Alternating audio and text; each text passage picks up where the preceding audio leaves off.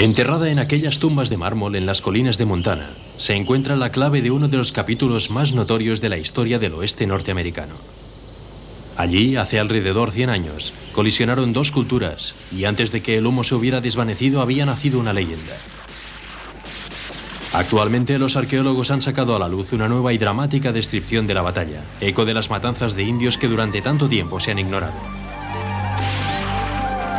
¿Qué le sucedió realmente a Custer en la batalla de Little Big Horn? Me llamo John Rice Davis. Venid conmigo a explorar el mito casi arqueológico del último baluarte de Custer. A continuación, en arqueología.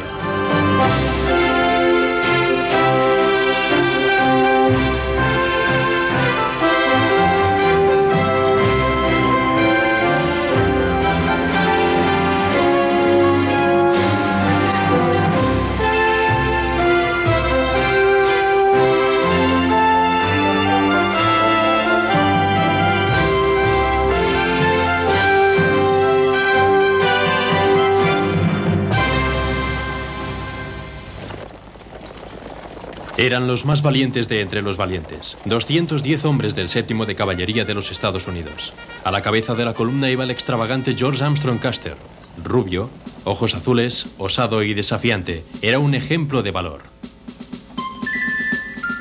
Su adversario era un Sioux llamado Toro Sentado, cuyo desdén hacia los blancos y su odio por la vida en la reserva eran de sobra conocidos. El destino de ambos se cruzó en un cerro sobre el río Little Big Horn. Allí, Custer y el 7º de Caballería tendrían una cita heroica. Sería la última. En un esplendor de gloria final, Custer y sus hombres fueron cayendo uno por uno. ¿Pero qué hay de cierto en este mito? Por primera vez podemos revivir los agonizantes momentos finales de aquel día sangriento en el cerro sobre el Little Big Horn. Tras explorar el campo de batalla en busca de balas, botones y fragmentos de huesos, los arqueólogos han llevado a cabo una simulación computerizada única del mortífero fuego cruzado de aquel día. El desmentido del mito del último baluarte de Custer.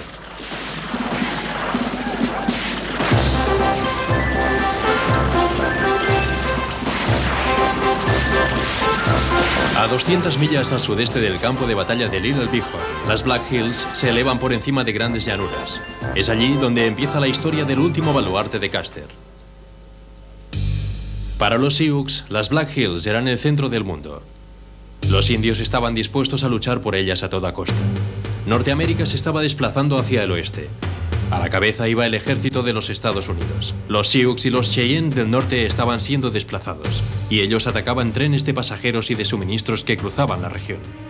En 1868 se firmó un tratado de paz. En él se prometía a los indios el dominio de las Black Hills para siempre. Sin embargo, las promesas pronto serían rotas. Se había descubierto oro, y los mineros invadieron la tierra sagrada de los Sioux. Millares de indios se negaron a aceptar la invasión y vagaban errantes por las tierras no cedidas de Montana y de Wyoming.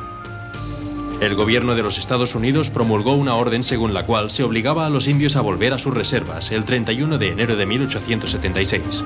Pasó el mes de enero y los indios no habían cumplido la orden. Se enviaron 3 columnas del ejército a las llanuras del norte con el propósito de reagrupar a los Sioux y devolverlos a la reserva.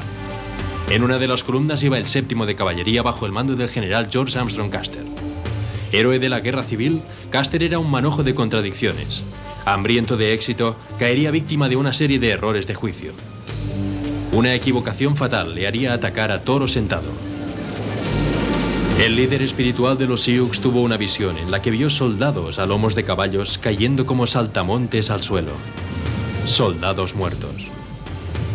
Toro Sentado convocó a los Sioux y a los Cheyenne en Rosebud Creek, cerca del río Little Big Horn, y llegaron a millares. Custer atacó el 25 de junio. Lo que allí sucedió es casi una leyenda de las historias de frontera. Sin embargo, hasta hace muy poco, la verdadera historia no se había contado. En 1983, el destino proporcionó a los arqueólogos una oportunidad única. Un incendio arrasó el enclave de la batalla, dejándolo completamente limpio por primera vez en casi 100 años. Doug Scott, que trabajaba con el National Park Service, y Richard Fox codirigieron una excavación en el campo de la batalla en la que se incluía el uso innovador de detectores de metales. Alineamos a un grupo de personas en lo que podía denominarse una línea serpenteante y justamente atravesábamos el campo de batalla. Los arqueólogos sacaron a la luz nada menos que 9.000 restos y artefactos. Cada hallazgo era un recuerdo silencioso de la sangre derramada hace más de 100 años. Allí, en aquella marca particular, encontramos probablemente uno de los objetos más conmovedores de todos los hallados. Era un dedo con un anillo similar a este, todavía alrededor del dedo. Representa a algunas de las 30 viudas y huérfanos que quedaron atrás, por no mencionar a los hombres muertos. Justo debajo de la superficie chamuscada del campo de batalla, los detectores de metales señalaron centenares de balas y cartuchos vacíos. Por primera vez en más de 100 años, los arqueólogos podían ahora reconstruir la batalla de Little Bighorn. Dicha reconstrucción mostraría el mortífero fuego cruzado al que los soldados de Custer tuvieron que enfrentarse en los últimos momentos de la batalla. Y además respondería también a la vieja pregunta: ¿fue en verdad una lucha heroica la de Custer?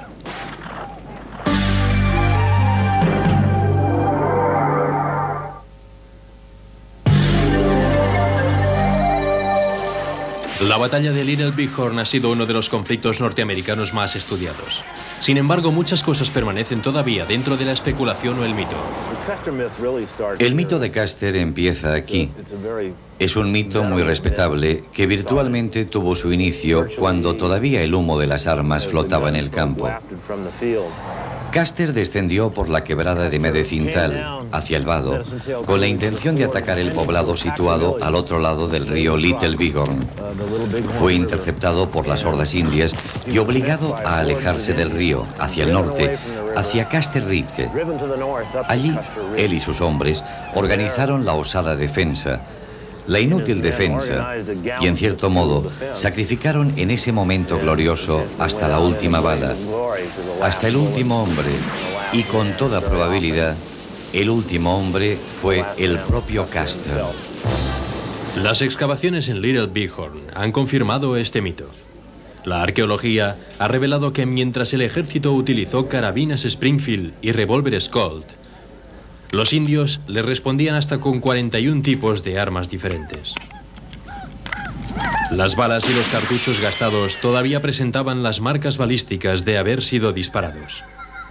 Mediante la extracción de las huellas dactilares forenses con ayuda de una computadora, los arqueólogos hicieron revivir el antiguo campo de batalla.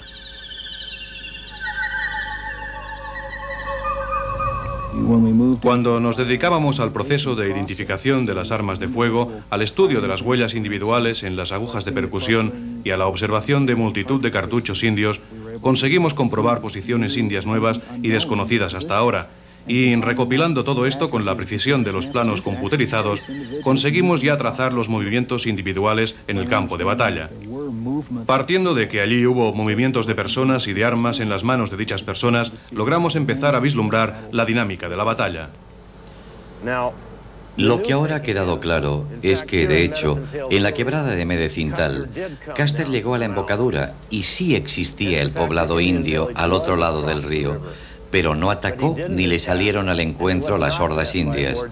Lo que hemos comprobado es que Custer encontró un poblado virtualmente vacío. ¿Y por qué? En un principio, Custer ordenó a su segundo en el mando, el mayor Reno, que atacara a los indios en el valle. El asalto de Reno empujó a los guerreros más allá del poblado, obligando a huir a las mujeres y a los niños. Custer Ridge. Custer subió al cerro, persiguiendo a las mujeres y a los niños que habían salido huyendo del poblado. De hecho, subió al cerro, dejó el flanco derecho en una posición allí, y él bajó con el flanco izquierdo de nuevo hacia el río, pero tuvo que volver y esperar. Así, todas las fuerzas de Custer esperaron en Custer Ridge. Custer estuvo esperando los refuerzos de su subordinado, el capitán Bentin, al que había ordenado explorar el valle del río a primera hora de la mañana. Pero Bentin fue en ayuda del cercado Reno y los hombres de Custer esperaron en vano. Mientras esperaban, fueron reuniéndose cada vez más indios que cruzaban el río y subían a aquella zona. Se infiltraban y disparaban a los soldados, hasta que la agrupación de indios fue tan grande que el capitán Keogh envió a la compañía C a la zona para así mitigar la amenaza. Al cabo de unos minutos, los indios lanzaron un contraataque bajo el mando del Cheyenne Débil Hombre Blanco. La compañía C fue disuelta y huyó hacia Calhoun Hill. Calhoun Hill es el único lugar donde hallamos evidencias arqueológicas de que hubo una táctica determinada, sobre todo por los hallazgos de cartuchos. Observamos que dichos cartuchos estaban alineados en lo que consideramos una línea serpenteante. Hombres arrodillados y disparando intervalos de 5 yardas a lo largo de una línea serpenteante. Esta táctica, sin embargo, no fue suficiente. Sería el inicio del final. Los hombres de Custer fueron barridos por una marea de guerreros comandados por el Umpapa Sioux Hill y el legendario Caballo Loco. Hill había perdido 2 esposas y 3 niños en el ataque sorpresa que llevó a cabo Reno en el poblado. En su ansia de venganza, Hill atravesó el Bighorn y se lanzó contra los hombres condenados por el destino en Calhoun Hill. Caballo Loco se unió al ataque. Juntos condujeron a los soldados hasta Custer Hill y lo rodearon. Desesperados, algunos soldados intentaron huir hacia el río, pero fueron atrapados en una profunda cañada. Finalmente, los indios inundaron Last Stand Hill y mataron a los últimos soldados que allí quedaban. Llegaron hasta la cima y descendieron hacia el río y a la profunda cañada, donde fueron muertos los últimos hombres.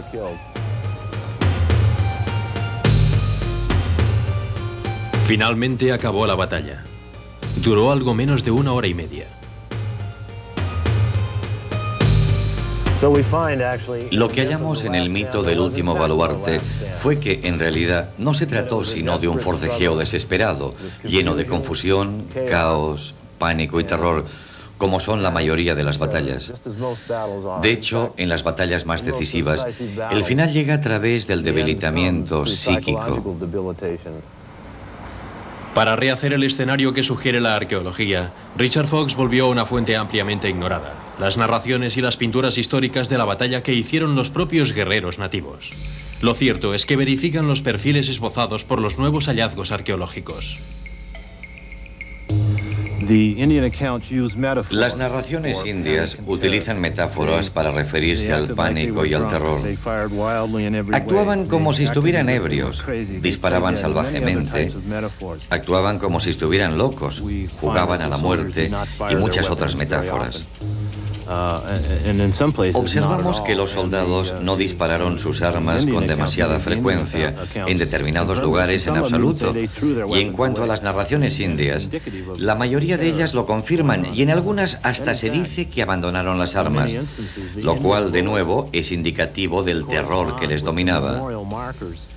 De hecho, en muchos ejemplos, las balas indias se corresponden con signos en el campo de batalla que indican que sí, que los soldados murieron allí, aunque no lo hicieron combatiendo. En las narraciones de los indios se habla de hombres corriendo e intentando, por lo general, ponerse a salvo y huir. Sin embargo, quiero señalar que no se trata de cobardía.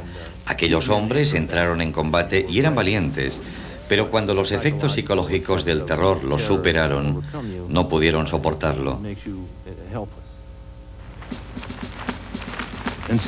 En lugar de la acción heroica de un último baluarte, nosotros vemos el aspecto humano de miedo y pánico, el factor psicológico.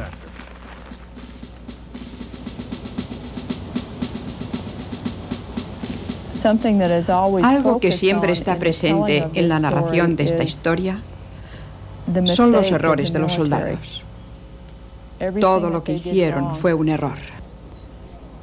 Debido a los trabajos arqueológicos de la última década y a la apreciación única de las narraciones históricas de la batalla, han cambiado muchas cosas en este lugar. Quizá lo más significativo es el nombramiento de un superintendente. Sería igualmente importante e interesante determinar qué fue lo que hicieron bien los indios. Porque obviamente hubo algunas cosas que hicieron bien aquel día. Hubo una estrategia según sus conocimientos militares. Barbara Bucher, de origen Utah y Cherokee, está en minoría en el National Park Service.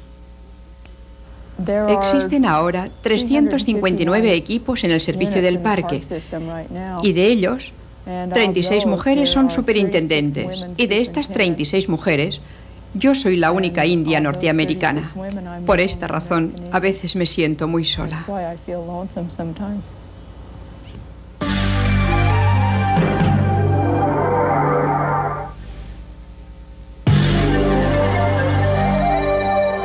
La arqueología del campo de batalla nos revela ahora que los hombres de Custer ese día fueron desarmados, desprovistos de sus cabalgaduras y derrotados. El poder de las armas de los indios ha sido desestimado drásticamente, yo creo que por la mayoría de los historiadores, y fue significativo. Hemos estimado 700, 900 armas al menos, y con una superioridad de 7-1, no creo que las oportunidades de vencer sean demasiadas. Hallamos 9 balas diferentes incrustadas en aquella marca, lo que indica que allí habían estado muchos indios disparando a un individuo solo. No puedo imaginarme a mí en ese lugar, intentando recargar el arma o devolver los disparos, recibiendo balas procedentes de todas partes. Está claro que murió allí. No solo los indios disponían de más armas, sino que está claro que sus armas eran superiores en vista del sangriento cerco y la violencia del combate.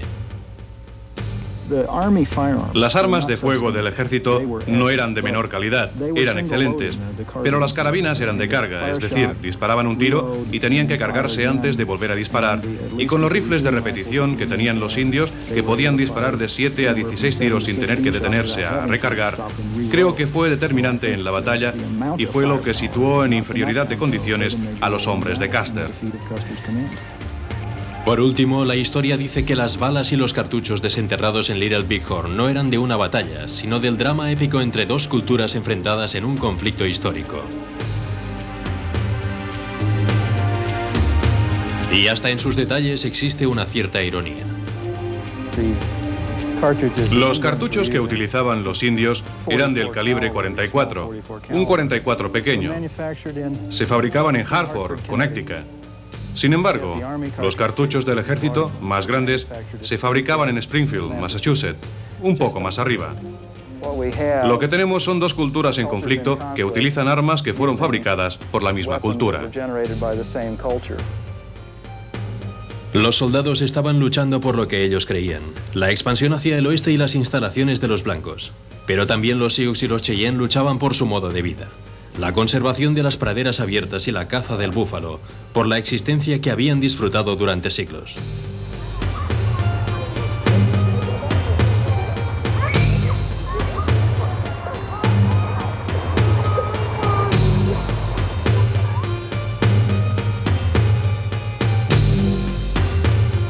Los indios ganaron esta batalla particular, pero perdieron la guerra. Unos 8 meses más tarde, la mayoría de los Sioux y Cheyenne volvieron a la reserva y Toro Sentado, el último de los jefes indios considerado hostil, fue obligado a rendirse.